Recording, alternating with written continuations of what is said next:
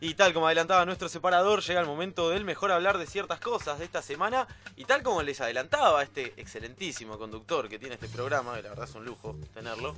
Ah, soy yo. Eh, se cumplen 40 años, se cumplieron, mejor dicho, 40 años del último golpe cívico militar en el país. Y vamos a hablar justamente con alguien que lo vivió en carne propia. Es Víctor Basterra, quien estuvo detenido en la ESMA desde agosto de 1979 hasta diciembre del 83, y una semana antes de que asumiera Raúl Alfonsín la presidencia. Víctor estuvo obligado a falsificar documentación, se arriesgó a conservar las fotografías que terminaron sirviendo en el juicio a las juntas y que hoy componen un recorrido necesario para poder justamente recapitular y rearmar estos rompecabezas. Víctor, muy buenas noches para vos. Juan y todo el equipo de Nadie es Perfecto te saluda. ¿Qué tal? Buenas noches, ¿cómo están? ¿Todos bien? Todo bien, por suerte, Víctor. Te Esperamos tengo que... que hacer una corrección. Sí, por favor. Yo no estuve detenido, Bien, estuve secuestrado. bien. Es una corrección. Hago una corrección porque la palabra detenido siempre tiene una especie de componente legal. Ujú. Bien. No, te agradezco la corrección. Uno a veces en No, estas no, está cosas. bien. Comúnmente se dice así, pero no, en realidad nosotros, todos los que estuvimos en la ESMA, muchos de los que estuvieron en Campo de Mayo, bueno, en todos los centros clandestinos fuimos secuestrados. Bien, vale la aclaración y a tener en cuenta de aquí en adelante. Víctor, lo primero que te quería preguntar, inevitablemente es una pregunta que a uno le surge desde lo humano inclusive, es cómo vive una persona que padeció todo esto, una fecha como un 24 de marzo, digo, ¿se vive como una fecha especial o se vive todos los días esto? Y no, un poco se vive todos los días, pero esta es una fecha especial realmente, ¿no? Primero porque está instituido ya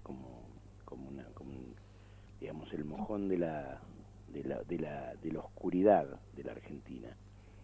Y bueno, la respuesta a eso tiene varias facetas, ¿no? Por un lado es justamente lo que vos decías, si se vive todos los días o es una fecha, ahí tenés un poco la diferencia, ¿no? Para uno, para mí particularmente, es una fecha que tiene mucha trascendencia, porque representa el inicio de una época terrible. Yo cuando me estaba siguiendo los acontecimientos en esa época y se produce el golpe, yo lo escuchaba a la 1 de la mañana sería. Yo escuchaba una radio, a propósito, yo era un activista del peronismo de izquierda, escuchaba una radio del peronismo de derecha, que la conducía un tipo que integró las 3A, que se llamaba Felipe Romeo, y él tenía un programa a la noche donde, claro, uno abrevaba ahí de las maldades que estaban pensando. Integró, ya te digo, las 3A el tipo y me acuerdo que esa noche el tipo pasaba música de la película El Golpe, y hacía como una parodia, así que viene el golpe, y pasaba la música, y yo digo, estos hijos de... Y bueno, se vino una época espantosa, ¿no? Claro, y frente a eso, aquel 24 de marzo, como bien marcás esto del momento en el que uno se entera, imagino que uno no podía tomar ni un poco la dimensión de lo que terminaría sucediendo, ¿o sí? No, uno tenía ya una especie de cierto conocimiento sobre lo que estaba por pasar, pero no la inmensa, el inmenso dolor que le iban a producir a la sociedad, que la atravesó durante años y todavía aún la atraviesa con el terrorismo de Estado. O sea, ya eso fue una etapa sumamente compleja, ¿no? Porque ellos alegaron primero con esos nombres extraños que se daban, el proceso de reorganización nacional, toda la vaina esa que es horrenda, y bueno, es como ahora que te dicen, el gobierno actual te dice sinceremos, cuando están haciendo un ajuste terrible. Uno ve digamos, los paralelismos que existen entre el lenguaje que utilizaban los represores de aquella época con el lenguaje que utilizan los represores económicos de ahora, ¿no? Ujú. Y a uno lo deja muy preocupado todo esto. Lógicamente las dimensiones del horror, de la muerte, de la persecución y de lo sistemático que fue el terrorismo de Estado, eso casi enseguida lo vivimos, ¿no? Claro. Claro, y bueno, justamente en ese sentido de reconstruir un poco, hola, Víctor Rocío te saluda, quería saber en qué momento te encontró cuando se materializó este golpe, cómo empezó tu militancia, y justamente con lo que decías recién de las decisiones que toma el gobierno actual y después de todo lo que pasaste, ¿cómo vivís hoy tu compromiso político y tu militancia? En aquel momento yo estaba integrado a las Fuerzas Armadas Peronistas y el peronismo de base. Yo era un activista gremial de años, ¿no? De hacía muchos años, en la Federación Gráfica Bonaerense, en la Secretaría de los Argentinos, y bueno, uno tenía una cierta gimnasia de resistencia que lo estaba ejerciendo en ese gobierno de Isabel Perón, ¿no? En los años 74, 75, 76, pero lógicamente cuando uno sabía que podía llegar a pasar, había incluso compañeros que lo alentaban, el tema del golpe, lo aspiraban porque decían cuanto peor mejor, y yo nunca tuve esa teoría como válida, y bueno, eso trajo aparejado una cantidad de errores inmensos y de horrores inmensos, ¿no? Y bueno, esa es la conclusión que uno saca en la actualidad, el activismo que uno puede hacer. Yo siempre reivindico mucho el activismo, aparte de la militancia, ¿no? Pero fundamentalmente el activismo, porque es el que se pone en el activo de algo, de una concreción, de un sueño de concreción, de derechos, de aspiraciones sociales, y eso uno lo empuja a hacer eso, en la actualidad incluso, ¿no? Así que bueno, uno no cejó en su empeño de seguir buscando una sociedad mejor, ¿no? Claro. En este sentido, Víctor, bueno, uno repasa tu historia e inmediatamente cuando lee, como bien me decías, estuviste secuestrado desde 1979 hasta 1983, son más de 4 años, es una cantidad de tiempo tremendo, y también, bueno, es conocido que vos tenías la oportunidad de salir en forma vigilada, obviamente, a ver a tu familia. Digo, ¿cómo era esto de poder ir a ver un rato a tu familia, un puñado de minutos, y tener que volver a la ESMA después para seguir siendo torturado y padecer todas las cosas que se padecían allí? Y era muy bravo. Los tipos tenían digamos, un aparato de seguimiento muy fuerte, muy grande, ¿no?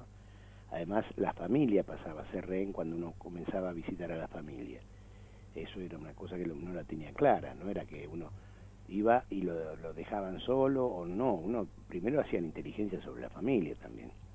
Así que las salidas se producían, o sea, el sueño de la fuga. Algunos me dijeron, ¿y por qué no te fugaste? Yo me fugaba permanentemente haciendo las cosas que hacía, ¿no? Y me fugaba permanentemente pensando en las cosas que pensaba, no podían controlar eso ellos. Y bueno, las cosas que yo hice se dieron las circunstancias así, no era porque yo las busqué. Yo en todo caso aspiré a que me mataron en un primer momento, después aspiré a vivir y ver cómo les podía hacer daño, y de alguna forma mi conocimiento de gráfico especializado en valores bancarios sirvió para que yo sobreviviera, ¿no? Y mi conocimiento de fotografía también sirvieron para que yo viviera. Ellos me obligaron como mano de obra esclava a realizar tareas de falsificación de documentos. Justamente en ese año 79, fines del 79, en el 80 ya, se instaura en la Argentina la modificación en la documentación. La documentación argentina pasa a tener los mismos elementos de impresión de los valores bancarios, y para eso necesitaban un especialista, y bueno, lo tenían ahí, tenían que lo iban a matar, y bueno, me rescataron de ahí, me dijeron una vez, ¿acaso te morís? Claro, y en este sentido, ¿cuánto hay del haber empezado a hacer esto, como bien relatabas vos, cuánto hay de temerario y cuánto tiene que ver esta acción que tomaste de decidir ponerte las fotos de los represores en las bolas y salir para poder guardarlas, ¿Cuánto hubo de Temerario y cuál era la relación entre eso y lo que vos decías, esto de yo ya estaba preparado para morir, que de alguna forma era una salida a eso? No, lo que pasa es que yo tuve un mandato de mis compañeros. Una semana, 10 días antes de que los hicieran desaparecer, un grupo grande de compañeros que habíamos compartido militancia y cautiverio, ellos me dijeron, fundamentalmente uno, el gordo Ardetti, queridísimo compañero, me dijo: negro, si zafás de esta, que no se la lleven de arriba. Y eso para mí fue un mandato, y me lo dijo delante de todos los compañeros, así bajito, el guardia no podía escuchar. Una semana antes me convocaron, y yo también ahí eso también lo hacía temerariamente, concurría a esa citación que me hacían los compañeros en capucha. Yo había salido de capucha, o sea, volví al lugar donde había estado, que no se podía hacer eso. Sin embargo, hubo un guardia que se prestó a esa historia de llevarme con los compañeros, y bueno, ahí me dieron el mandato, y yo eso lo cumplí como un mandato. O sea, no solamente era un deseo mío, sino era el deseo de los compañeros, así que bueno, tenía que hacerlo. Y justamente con la cantidad de tiempo que pasaste dentro de la ESMA y los distintos lugares, ¿cómo viviste ese cambio, digamos, de rol también, de pasar en el 81 como esa mano de obra esclava? Porque también se vivía desde distintos lugares, tal vez. No entendí bien la pregunta. Digamos, cuando entraste estabas en un lugar en la ESMA y después te dieron como otra función, digamos, para ser mano de obra esclava en el 81, para falsificar documentos de los represores. En el 80. Pues. En el 80. ¿Cómo viviste? Yo estuve 7 meses en capucha, y un día me dijeron bajar. Me bajaron, y un milico que me dijo, nunca supe quién era: trabajás o te morís. Y bueno, no, yo no trabajé, yo era mano de obra esclava. El trabajo es remunerado siempre. Claro. Sí, trabajar es otra cosa. ¿Eh? No, digo, trabajar es otra cosa. Claro. Yo no había hecho un acuerdo con ellos, fui obligado a eso. Yo no dije, no, a ver, tengo esto de conocimiento, ¿qué les parece? ¿Le hacemos negocio? No, yo no tenía, el prisionero no tenía oportunidad de decidir, salvo decidir la muerte, ¿no? Y la muerte no la decidía uno, la decidían los tipos en algún momento, y uno no se la podía provocar tampoco a sí mismo. Así que bueno, esos pasos que se dieron, yo lo veía como una oportunidad primero de lograr, a ver si en algún momento tenía la posibilidad de ser liberado, y después primero de sobrevivir, ¿no? Y después ya con el conocimiento, ya, y viendo las fallas que tenían, poder hacerles daño, y de alguna forma se los hice, ¿no? Y antes hablas de esos momentos de fuga personal, y tal vez cómo hace una persona dentro de un centro de detención para poder sobrevivir a ese infierno, digamos, qué elementos de resistencia tiene un prisionero en esas circunstancias, y también qué se genera con el compañero, ¿no?, con el que está en la misma situación. Mira, ahí en general había compañerismo y había fraternalidad en el trato entre los compañeros, pero no había una confianza extrema. Así que yo lo hice siempre solo, eso. Además, llegó un momento que quedé totalmente solo ahí. Yo era el único que estaba en esa zona, en la zona mientras tanto, en los años 80 fueron liberados buena parte de los compañeros que habían sido compañeros míos ahí en el sector 4, que así se les llamaba, al sótano de la casa de oficiales. Esos compañeros fueron liberados, algunos, y otros que quedaron un poco más, como Loki Panitze, que estuvimos casi un año juntos, y después fue liberado en el 81, o sea que yo a partir del 81 comencé a juntar las fotos, empecé a hacer, yo no escribía nunca nada, pero tenía muy buena memoria, eso sí, fue mi principal arma, la memoria. O sea, recordaba todo. Yo por ahí no me acordaba el nombre de un compañero, pero sí el nombre de un represor. Eso era seguro, ¿no? Claro, ¿cómo se te ocurre empezar a guardar las fotos, y además cómo pudiste proyectar que eso te iba a poder aportar muchísimo a las causas posteriores? No, yo no era un proyecto, mi proyecto era poder que se sepa algo de eso, que se sepa algo, pero era una cosa, un sueño que uno no podía decidirlo, yo voy a hacer esto, voy a hacer aquello, no. Se presentaba en el momento, uno ya estaba preparado para actuar de alguna forma, pero no era que yo hubiera hecho el proyecto así, porque Claro. estaba lleno de imprevistos eso. Ujú.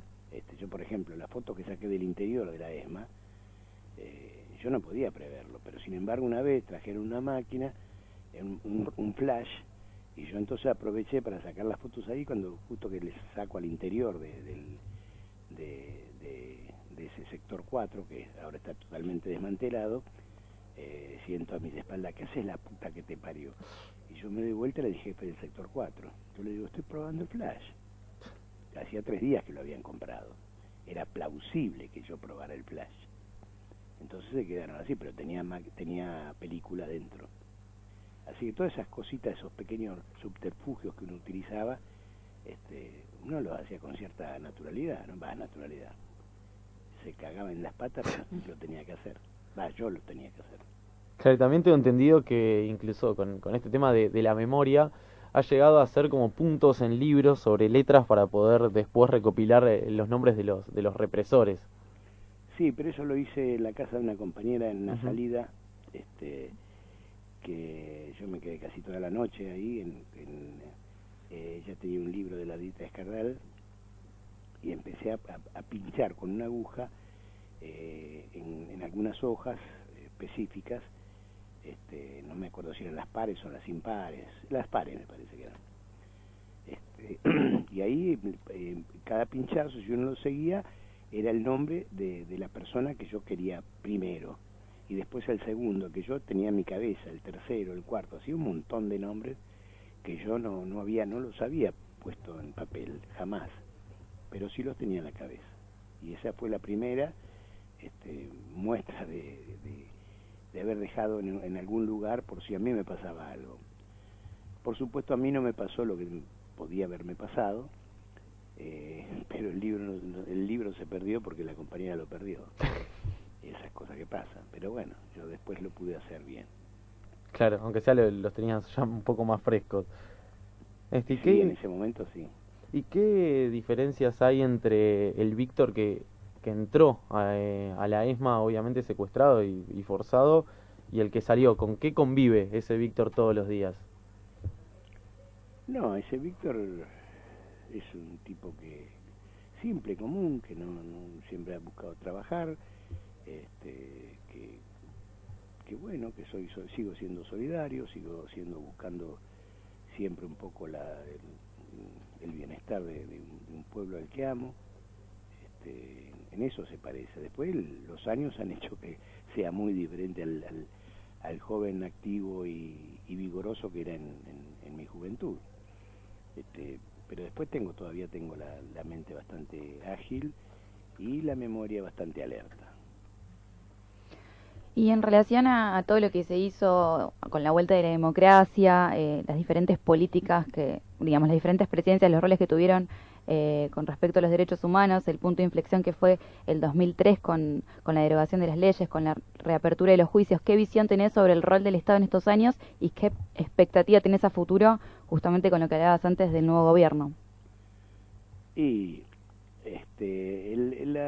a ver, el tema de derechos humanos yo siempre pensé que tenía que ser independiente de la partidocracia, primero. Sí, es bienvenida toda acción que le ayude al movimiento de derechos humanos, que es lo que mantuvo hecho en carne viva en estos 30 y pico de años. La pelea por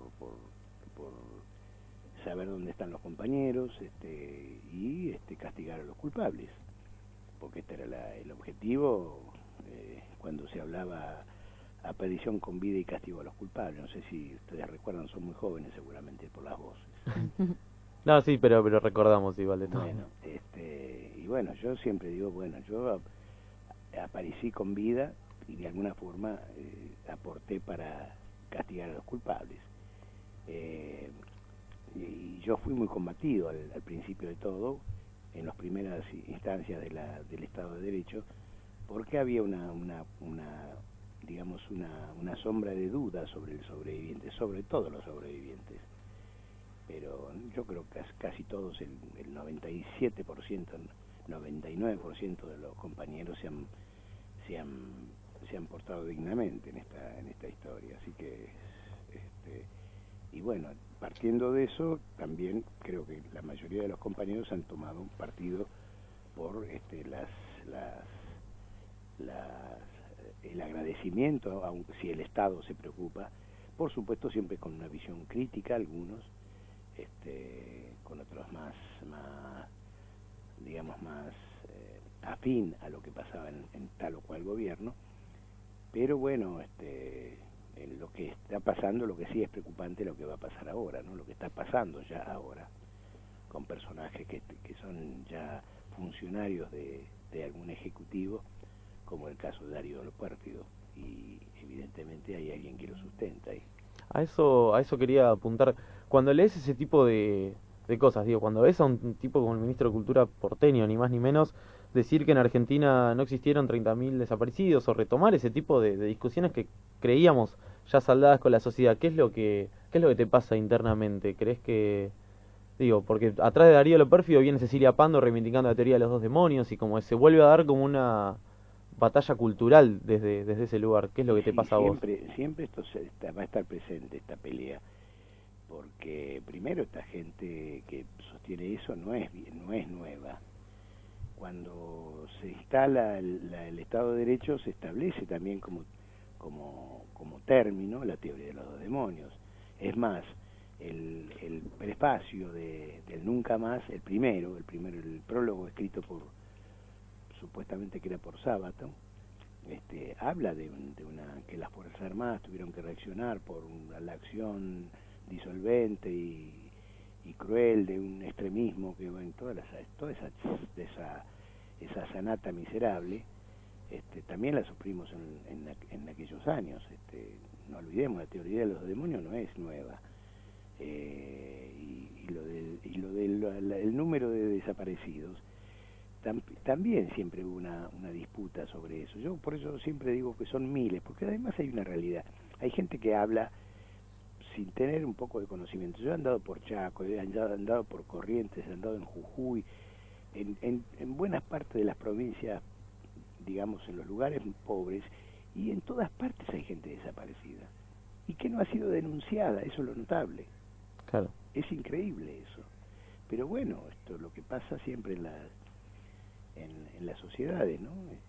Así como están todavía los que niegan el Holocausto, por ejemplo, o por lo menos lo minimizan, ¿no? Y dicen que ha sido toda una... Y lo perfecto es una voz que dice justamente que esto es un negocio. No empezó el actual presidente y el otro lo sigue diciendo que se acabó el curro de los derechos humanos. Por favor, esas cosas a uno lo ponen mal. No, si no, tampoco te queremos amargar el viernes a la noche. Por favor, Víctor. No me amargan, yo lo vivo todos los días, no hay problema. Muy bien. Bueno, pues en este sentido, ya la última para ir cerrando, vos me decías esto de aparecí con vida y aporté para castigar, tal como mencionabas, tenías como ese mandato. ¿Qué es lo que sentís cuando ves que hay un juicio efectivo, que hay una sentencia efectiva, que que aquellos que torturaron no se la llevaron finalmente de arriba, y siendo vos parte también a que eso suceda? ¿Qué es lo que te pasó cuando escuchaste esas sentencias? Y yo digamos que digo que es lo que tendría que ser, lo que tiene que ser, no salto de alegría, igual que cuando se muere un represor, yo no salto de alegría, al contrario, digo, pero ¿por qué no dura 100 años este tipo para que tenga por lo menos el mínimo de sensaciones de todo el daño que ha hecho? O sea, durante mucho tiempo tiene que sufrirlo esto. Y bueno, cuando se produce, ahora en estos momentos se están dando los alegatos el lunes hay un alegato muy interesante, en el juicio de la ESMA, el tercer juicio de la ESMA, el más importante, que es donde hay 67 represores, o ya se han muerto algunos, ¿no? 66 represores, creo que es uno de los más grandes en la historia del mundo, Uh-huh. si ustedes miran los archivos se van a dar cuenta que no hablo al pedo. Y bueno, en estos momentos se están dando esos juicios y bueno, son lo que tiene que hacerse, es lo que así tiene que actuar la justicia, con todas las garantías, porque si no estamos sonados, ¿no? Exacto. Bueno, Víctor, realmente te agradecemos muchísimo. De nuestra parte, por lo menos, fue verdaderamente un lujo tenerte desde hace tiempo que veníamos tratando de conseguir esta entrevista. Nos parecía un testimonio muy, muy rico, que está muy bueno contarlo, justamente porque decíamos, nosotros somos jóvenes y es importante que también los jóvenes sepamos bien lo que pasó en nuestro país para que no nos lo cuenten y que a futuro no se repita por sobre todas las cosas. Eso espero. Les agradezco mucho la entrevista. Por favor, Víctor, un abrazo grande para vos y el programa a disposición, obviamente, para lo que necesites. Que esté bien, compañeros. Que esté bien. Igualmente. Así pasaba Víctor Basterra, voy a hablar bien y me voy a corregir, estuvo secuestrado en la ESMA entre agosto de 1979 y diciembre de 1983. Recordemos, Víctor fue mano de obra esclavo dentro de la ESMA, sí, tenía que tomar fotografías, se le pedía de toma de fotografías a los represores para falsificar documentación y que puedan salir del país con otra identidad. Y bueno, esas fotografías Víctor se fue guardando copia por copia para después poder entregarlas a la justicia y ayudar a identificar a más de 80 represores. Realmente un testimonio más que rico el de